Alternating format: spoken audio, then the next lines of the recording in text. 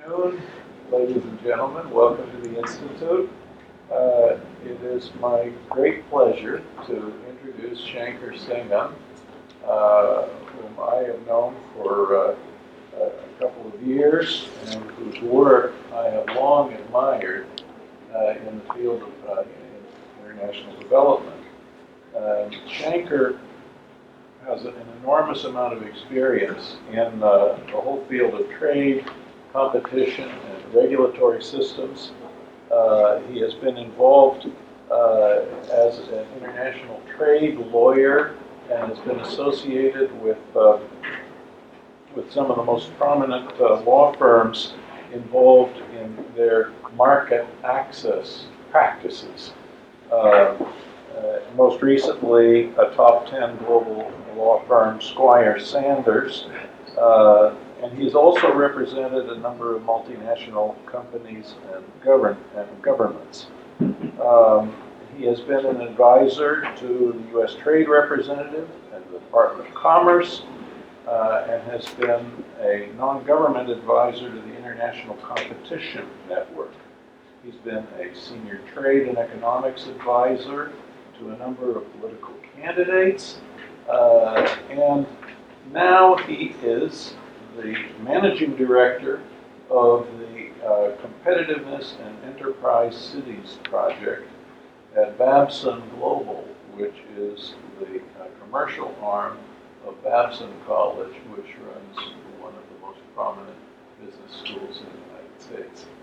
So it's a great pleasure for me to introduce Shankar, and without further ado, the floor is yours. Thank you, John. Thank you very much, John. Well, thank you very much for having me, and thank you, John, for organising this. What I thought I'd do is, first of all, to give you a bit of background on the Competitiveness and Enterprise Cities project. My background is as a lawyer and economist. I was a lawyer for 20 plus years with large global law firms around the world, starting in London and Brussels and then moving to Latin America and Washington. And I joined Babson with the Competitiveness and Enterprise Cities project, brought it into Babson about 2 years ago. And I really did that and left the practice of law because of the previous 25 years of experience and working around the world, and some lessons that I think we had learnt. And I was very privileged to have been at the coalface on a lot of these issues. So, sorry, let me just get this going.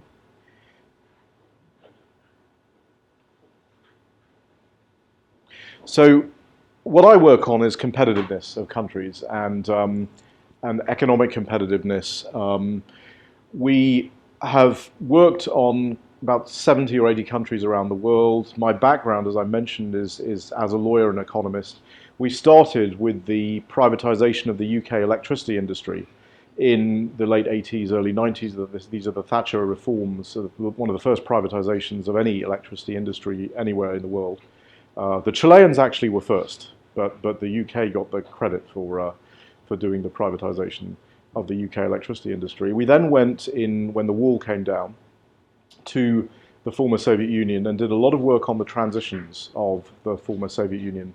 We wrote privatization laws in Lithuania and Latvia. We did the EU accessions representing the European Union. We did the EU accessions of Hungary and Poland in the early 90s.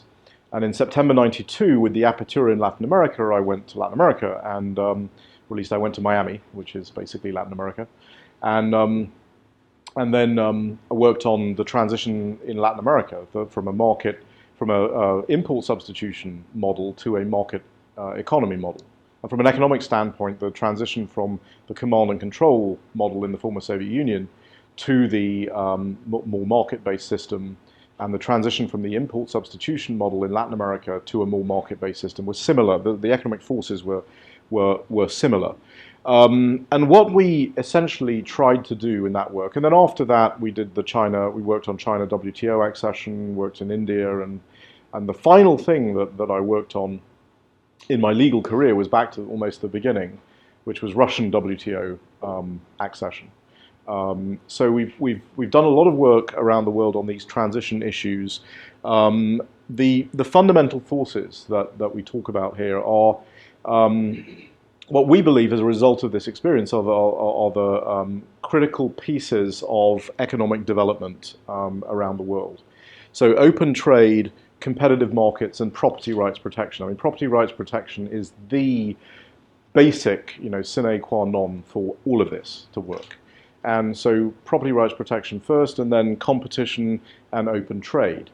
Now, what we learned from the transitions in the former Soviet Union and the transitions in Latin America in the 90s, we did the first of those and the third of those reasonably well. The countries were opened up to trade, property rights reasonably well done, at least compared with competition. But a total disaster on competitive markets inside the border. And that has set up the world that we live in now, and that has set up the problems that we have now. Now, everyone at the time made the assumption that open up the border to trade and competition will automatically follow. And that was, at the time, a reasonable assumption to make. And it's not as if there were a whole host of people at the time saying that that wasn't going to work. So, but because competition inside the border failed, we created a world where the beneficiaries of distortions, economic distortions inside the border, became much, much greater, proliferated around the developing world and emerging markets, and created the conditions, the preconditions for crony capitalism and a lot of what we see in developing countries and emerging markets.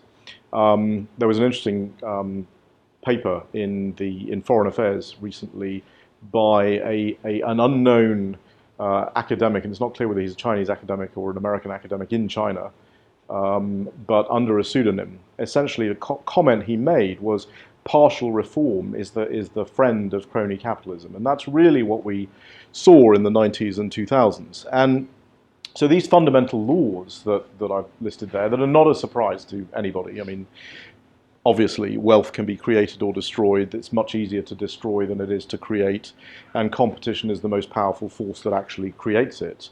Those sort of fundamental laws were largely forgotten in this period. So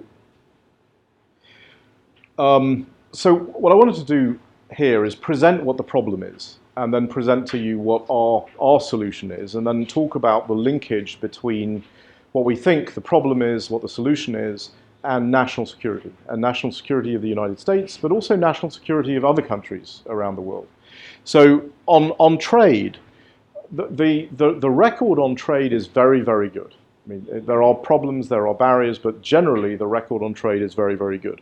And a measure of that is global GDP, which grew by a factor of 2 between 0 AD and 1913, grew by a factor of 10 between 1947 and 2001. So in a 50-year period, 5 times the global growth that you'd seen in the previous 1900 years. And most of that, too, is obviously the Industrial Revolution. So there is a long period of virtually no growth in the world in the first sort of 1,000 years after 0 AD. So trade has produced enormous economic benefits. It created in that period the multinational system. It created the multinational company. It created global supply chains. It created a lot of efficiencies in the system that liberated and created a huge amount of wealth and lifted a huge number of people out of poverty. So border barrier reductions were done relatively well from a very low base. In other words, the tariffs were very, very high when they were brought down, and the beginnings of behind the border barriers were dealt with. So you had, even in the 1947 GATT, you had provisions on state trading enterprises that even now are being analyzed and used in the context of China's state-owned enterprises, trying to understand what the Article 17 of the GATT, which is the article on state trading enterprises, what that actually says, how it can be applied to Chinese SOEs. And then, of course, you have the creation of the EU, you have NAFTA, you have a bunch of other agreements.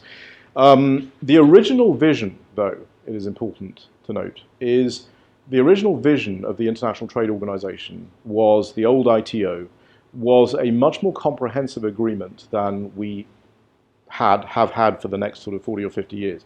The ITO was intended to cover property rights, it was intended to cover intellectual property, it was intended to cover competition, and it was also intended to cover other things that would not have been so productive to economic growth. But it was intended to be a comprehensive agreement. The ITO agreement essentially failed because of issues of sovereignty, and so what we were left with was a contract. So the GATT and the succeeding trade rounds through the 50s and 60s and 70s and 80s and 90s were building on a contract, an agreement, basically. Sorry,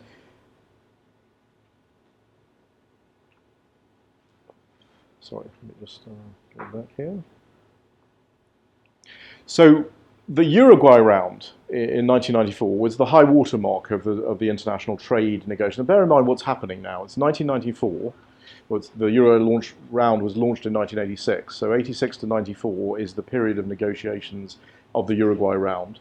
During that 8-year period, you saw these massive transitions going on in the world. You saw this, the wall came down, you saw the transitions of the former Soviet Union, and so there was a huge impetus to create some vehicle that countries would then accede to, and that led to the most comprehensive trade round to date, including agreements on services, agreements on intellectual property. TRIPS is the agreement on intellectual property, agreement on investment, TRIMS, and then everything stopped.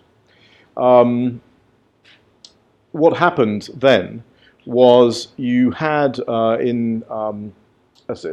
every 5 or 6 years after a trade round is concluded, generally a new one starts. Trade is often referred to as a bicycle, that if you stop pedaling, you fall over. This period that we've had since the conclusion of the Uruguay Round to now, and counting, 20 years and counting, is the longest period we've ever had without the negotiation or the successful conclusion of a global trade agreement. And partly because of that, we're seeing a lot of measures by countries that are mercantilist in nature. We're seeing countries not really prevented from enacting trade violative rules and measures. Even the Bali package, which is a package of trade measures that is intended to deal with only something as obvious as trade facilitation, the movement of goods through customs. Even that India managed to oppose, and that fell by the wayside.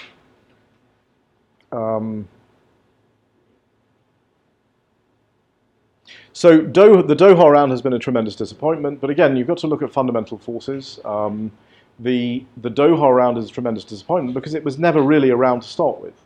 You'll all remember the 1999 WTO riots in Seattle, where I was present. There was great opposition, and what happened in the 1999 Seattle ministerial was an announcement by the US administration that they could envisage labor sanctions being brought into play for trade violations. So obviously developing countries objected to that, and the round essentially fell apart. The only reason Doha was launched, frankly, was 9/11. I mean, the Doha Round was launched a month after 9/11, when the world came together for a brief moment to try to do something, to recognizing it was important to get the trade negotiation process back on track. But there was never any consensus for the Doha Round. It was also wrongly called a development round, not because development is bad in the context of trade, but because it essentially pitted the developing countries against developed countries and made this erroneous sort of assertion that the reduction of trade barriers by a developing country was somehow a concession that was given that essentially was given away. So trade, and you've got in your slides some information from Aditya Martu's work at the World Bank that shows the the scope for tariff reductions in the Doha Round. And then we go to the transition markets. Property rights and border barrier reduction, as I said, but not competition. And this is created, you have in your material a paper that I did in Concurrence, which is a European journal of trade and competition, law and economics, a paper on what we have christened anti-competitive market distortions. And essentially, anti-competitive market distortions are government restraints that distort markets in anti-competitive ways. Not every government action is a distortion. Not every government distortion is anti-competitive. But there is this class of barriers, this class of activities by governments that does actually skew the playing field in terms of competition.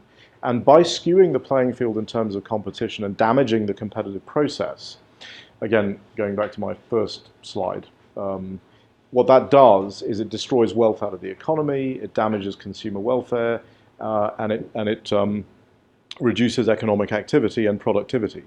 So what then happened is we see a lot of these distortions either continuing to exist. Some of them are relics of import substitution. We see them continuing to exist. But we see nothing really preventing them from proliferating, and they proliferated in the 90s and 2000s. A lot of these are things like local content requirements, local working requirements, essentially trade barriers that countries can't do because of the trade rules have retreated inside the border to become regulatory protection and regulatory distortions. You can see this with things as different as European GMO regulation, which is really designed to protect a particular group of farmers in Europe, but by under the guise of a health and safety type regulation. And many of these regulations are in those areas, which makes them very pernicious and very difficult to deal with, because they appear to have a good reason for existing. And but in reality protect a local interest. I mean, there are some very obvious examples, like the very famous Japanese baseball bat case, where the Japanese enacted a rule that said that baseball bats had to be a certain length, and coincidentally it was exactly the length that Japanese manufacturers made, and led to US baseball bats sitting in Japanese customs houses for long periods of time. Most of these anti-competitive distortions are not as obvious as that. They're much, much cleverer. And they're much, much more difficult to deal with, and consequently much more pernicious. Competition agencies. We also saw in the 90s a rise in domestic competition agencies. So agencies whose function is to promote a competitive market and to enhance consumer welfare. These agencies sort of were created in the 90s. There were about 2 of them in 1990 itself. There are now over 100. Most countries now have a competition agency. And competition agencies, when they are doing what they are supposed to do, which is create competitive conditions, create competitive markets, are a force for good. But too often what happens is they become used, and again this comes back to the sort of fundamental forces issue, which really runs through this whole presentation, that if you have a competition agency in a country where those fundamental rules that I set out at the beginning are not believed in, are not followed, then your competition agency is simply going to become another tool of government restraint. So if you look, for example, at China's new antitrust agency, which is very much used to damage the interests of foreign multinationals, but is totally quiet when it comes to China's state-owned sector and administrative monopolies. It's sort of, a competition agency can either be a brake on anti-competitive government practice, or it can be an accelerator in some cases. And in the US, we've seen a trajectory of the FTC and DOJ in the early stages in the 30s and 40s being, frankly, a tool of anti-competitive outcomes, believing, for example, that a fragmented market by itself was a good, and therefore breaking up big companies was the role of the competition agency. It is only when economics sort of came into play in the 1960s and 70s that it was realized that actually that there was no economic theory that suggested that that was a good thing. And in fact, the pursuit of monopoly, not the abuse of monopoly, but the pursuit of monopoly was the business process, was the ordinary business process. Every company wants to corner the market. There's nothing wrong with that. What's wrong is when they do corner the market and then they act in anti-competitive ways. That's a different issue. But these new competition agencies, because of the power dynamics and the political dynamics that distortions had created, were unable to control anti-competitive distortions. So what's the solution? So essentially, what we're seeing around the world is an enormous amount of wealth that is being destroyed out of economies on a daily basis. You also have a paper there, which a report we did for the Council on Foreign Relations, which we consider, even in the US, maybe 15% at least, 15 to 18% of the US economy is destroyed every year because of distortions. These are, for example, Buy America rules, local content rules, all kinds of different things. So that's the problem. The problem is that huge amounts of wealth are being destroyed in the world through these distortions, that vested interest elites and incumbents, entities and oligarchs and so forth in countries around the world who benefit from distortions are preventing the reform process. So what's the solution? The solution obviously is what it's always been, which is nationwide, national level reform. But national level reform is incredibly difficult to do for all of these reasons. When I started, and we did work in Russia in the early 90s with the privatization process, many of the oligarchs that now are very powerful, were mid-level government bureaucrats who understood the licensing mechanism, who understood the privatization process, and frankly, begged, borrowed, or stole licenses, and that was the basis of the business. Well, a $10 million beneficiary of distortion in 1993 or 1994 is now a $10 billion beneficiary of distortion, and such an entity will fight very hard to prevent any kind of reform that would take away their economic power, and that is what happens in countries around the world. But the oligarchs are not just sort of in that area. You also have other elites that fight against reform very effectively. The most notable group in developing countries and emerging markets that have extremely inflexible labor market systems where it's impossible to hire or fire workers, this sort of thing.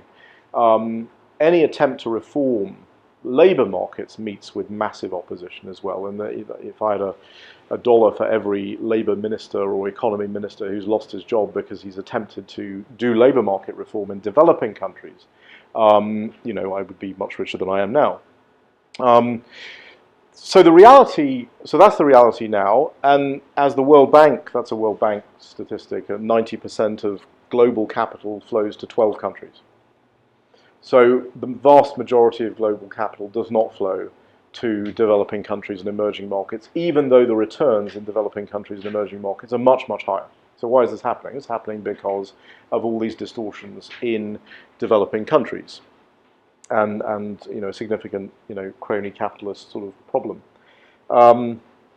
Why does all this matter for national security? Well, we've got a world where right now we have had for a long time a projection of stalled growth, stalled economic growth. You go back to even 2004, 2005, and we haven't seen real economic growth.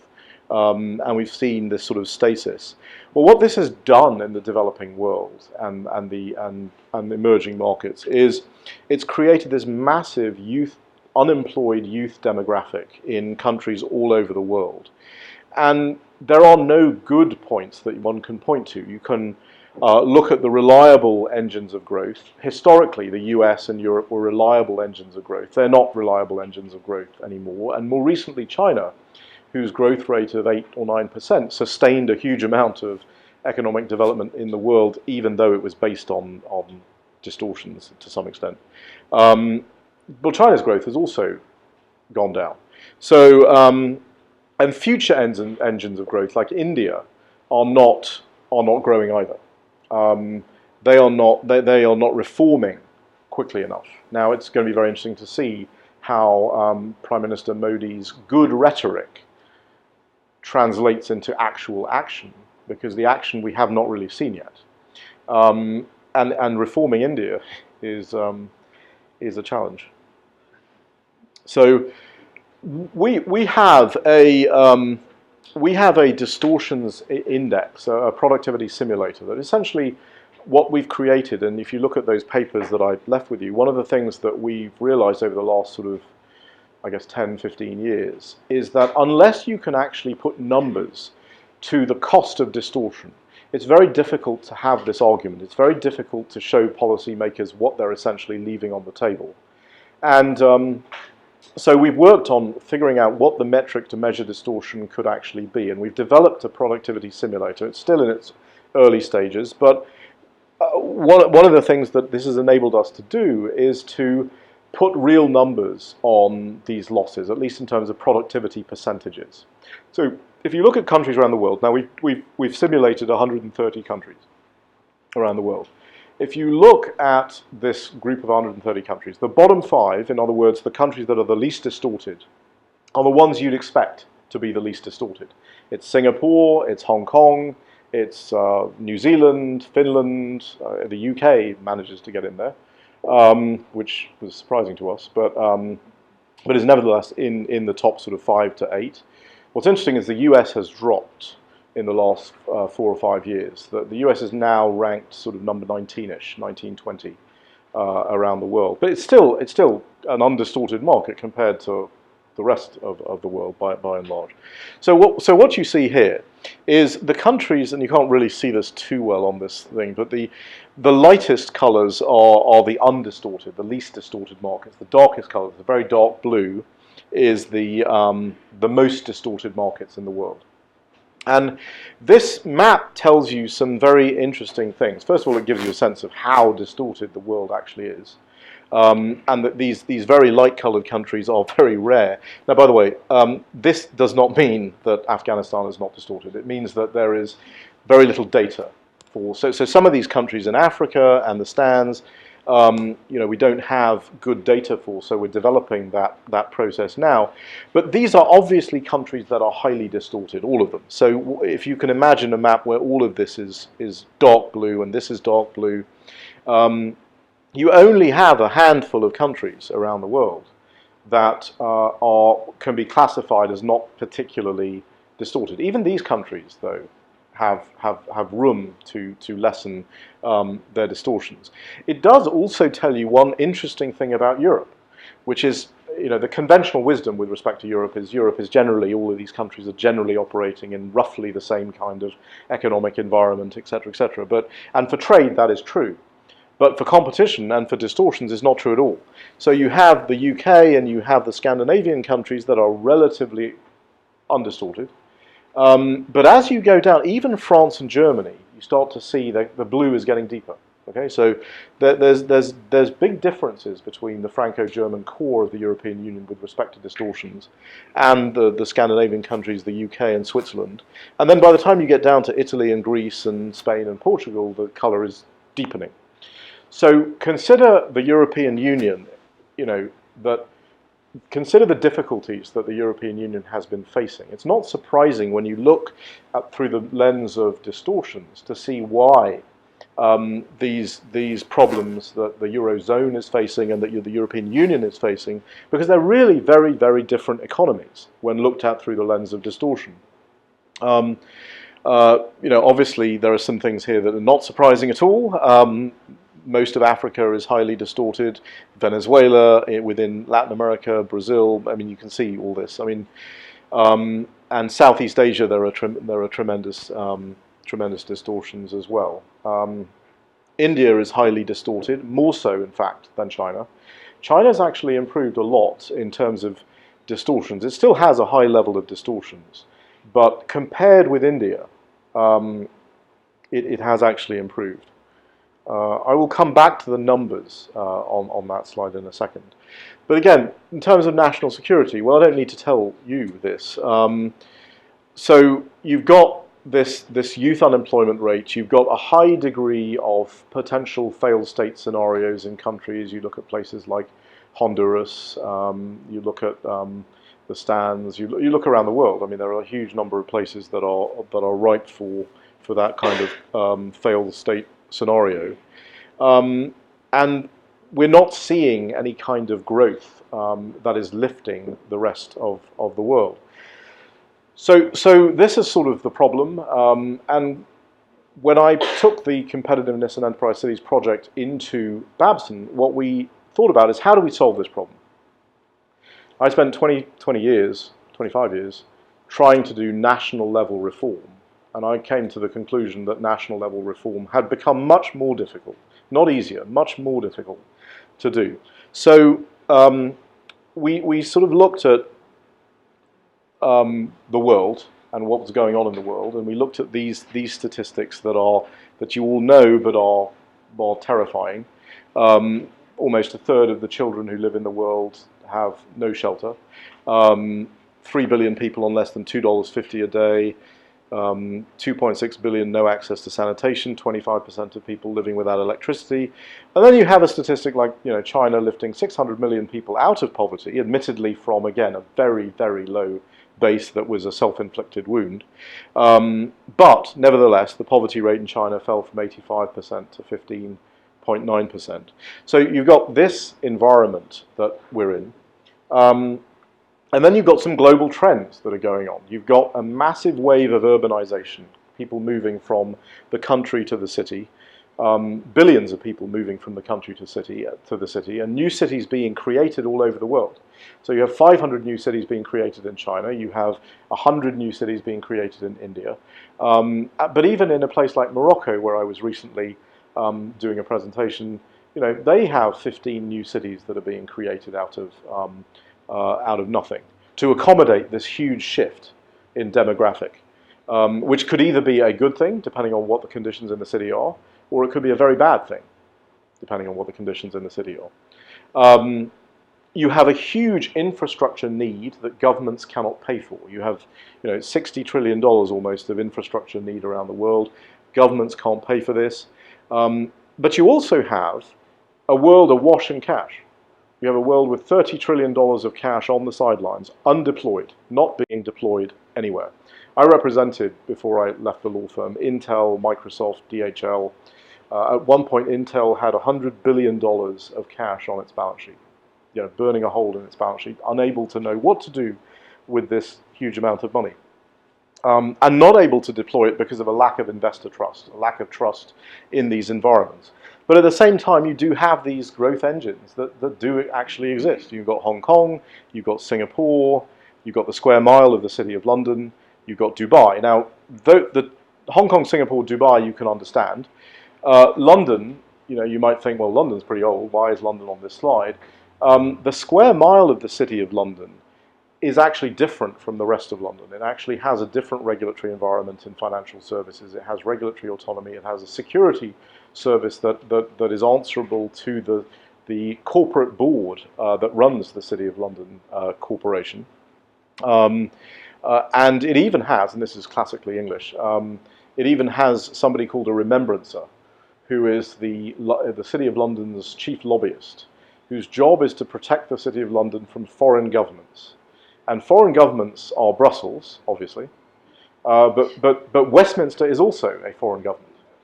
And so for a long time, in fact, until 1944, the City of London had its own appointed MP, not elected, appointed MP, who sat in the House of Commons to defend the rights of the City of London. And the City of London's rights go back a long, long way. I mean, Magna Carta, which we celebrate this year, 800 years, talks about the ancient rights and privileges of the City of London. When William the Conqueror came to England in 1066, he had to essentially accept the rights and privileges of the City of London. So this is a very long-standing set of fiscal autonomies and other autonomies in the City of London, but it's served London very well. And so these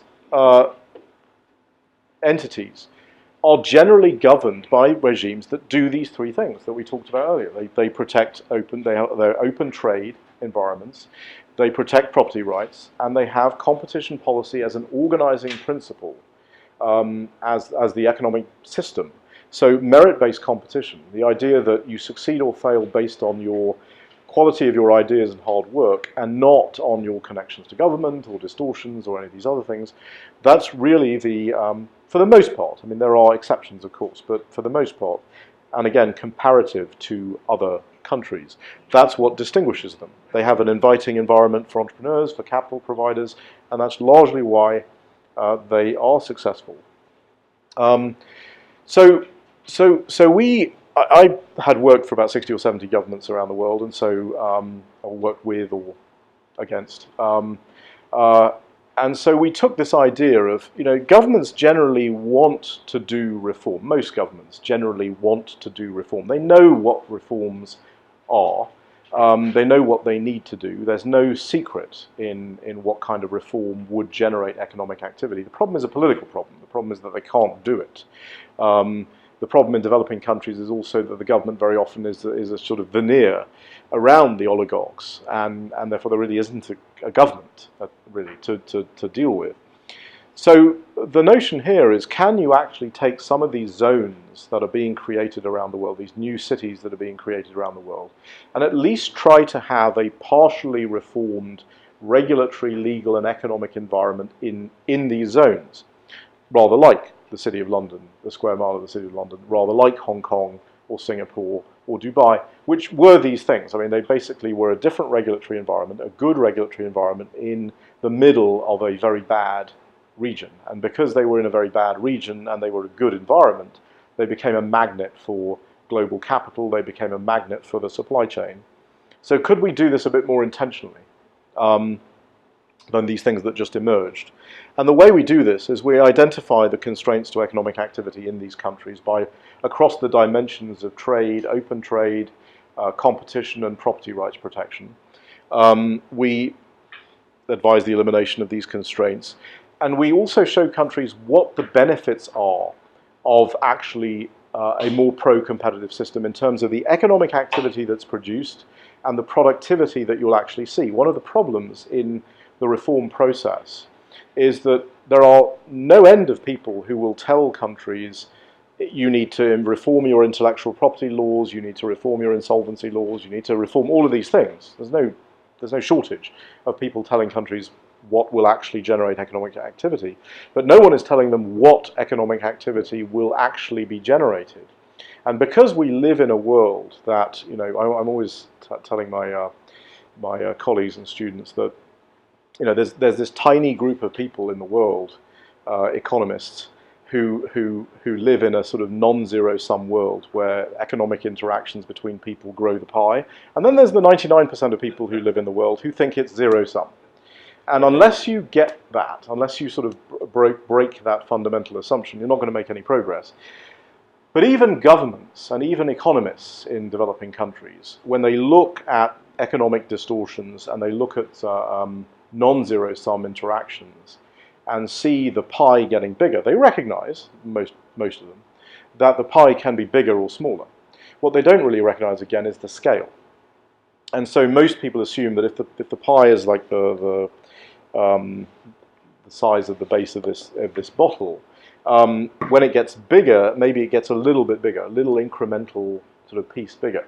What our data is showing is if the pie is the size of the base of this bottle, what is achievable, what is the gain, is the size of this table. It's a huge gain. The gains from trade are about 2 to 3%. The gains from reduction of distortions are far, far bigger than that.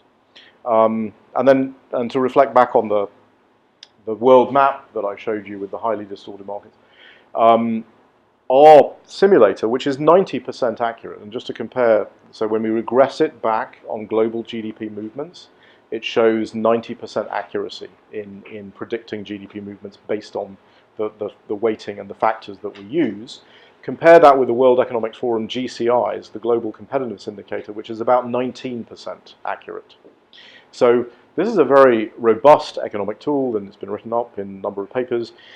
What it shows us is that bottom 5 countries, the ones that are the least distorted, even Singapore could gain in productivity terms by about 150% through the reduction of its distortions. So that the bottom few were 150, 200, 300% gains in productivity. By the time you get to the Tajikistans and the Kyrgyzstans and so on, you're talking about a 5,000% increase in productivity potential. Now remember, this is a ceiling. This is the highest you could possibly have. So that map of the world, the 130 countries in the world, is about an 1,100% increase in global GDP if distortions are reduced, are eliminated across all those countries. And I'll talk about that a little bit later. But we talk to countries about this, and we're in negotiations right now with about 15 countries around the world who want to create these kinds of zones. Obviously, we work with who you'd expect us to work with. There's a number of development organizations that are interested in doing this sort of work. I will say, though, of course, that development organizations are very slow-moving and are far too slow-moving for this kind of work to be successful. It has to be essentially solving the problem of the $30 trillion on the sidelines and the $60 trillion of need. And that is private sector infrastructure development. And it has to be creating an investor proposition that the private sector will then spend the money on. Because they're spending the money in other places. And so it's a question of lowering the discount rate for those countries to the point where you start to flip some investor decisions.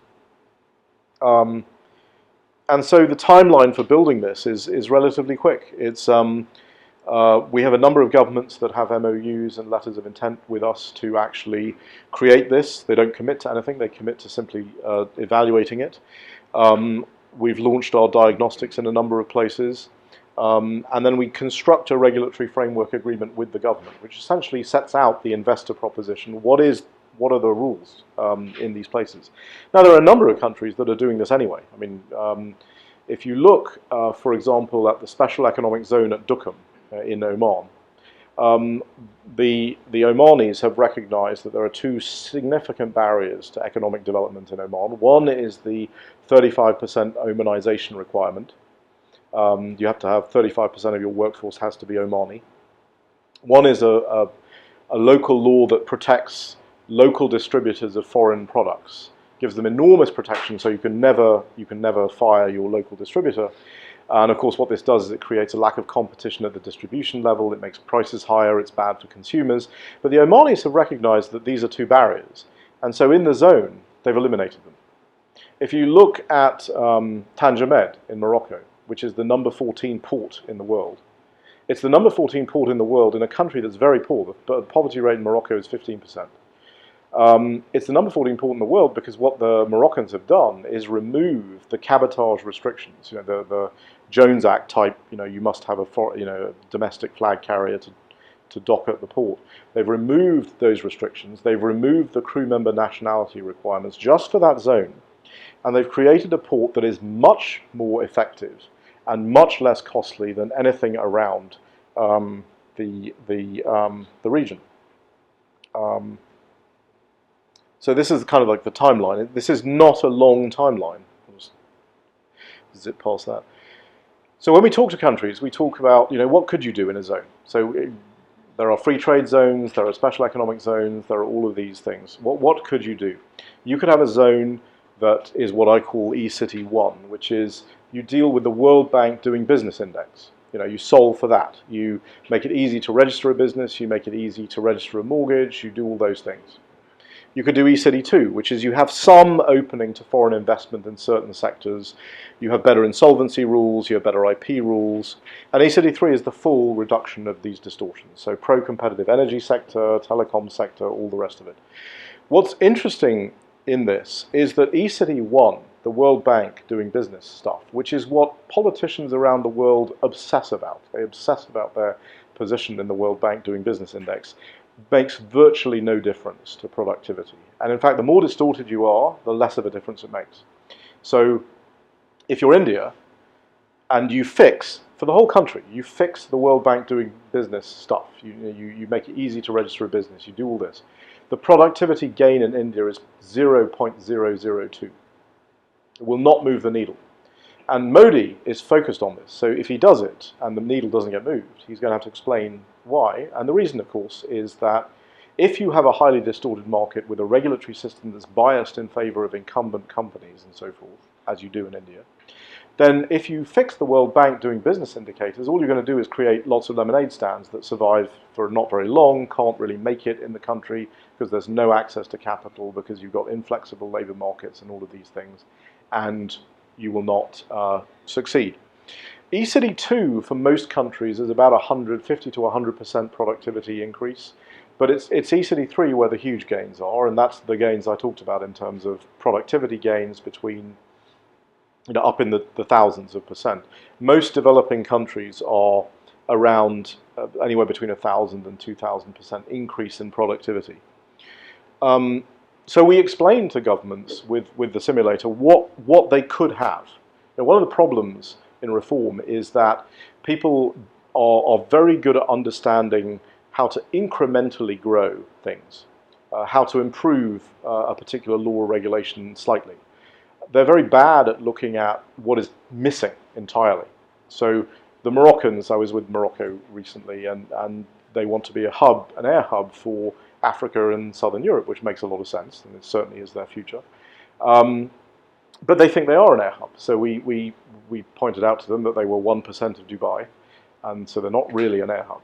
There's a lot of missing potential, and in Africa, people are still flying from one African country to London to get to another African country.